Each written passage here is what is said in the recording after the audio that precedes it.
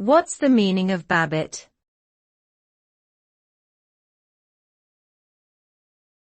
Babbitt.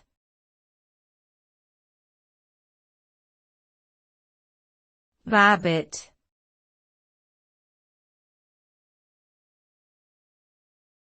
Babbitt.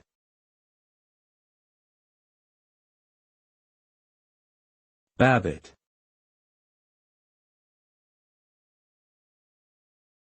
Babbitt is a term that originated from the novel Babbitt, written by Sinclair Lewis, published in 1922.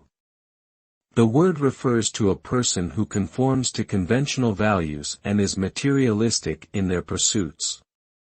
They typically lead a dull and unfulfilling life, lacking in creativity or original thought. Being a Babbitt can result in a sense of emptiness and lack of satisfaction, as one's life is ruled by societal pressures rather than personal fulfillment. Ultimately, being a Babbitt leads to a life devoid of true meaning and purpose.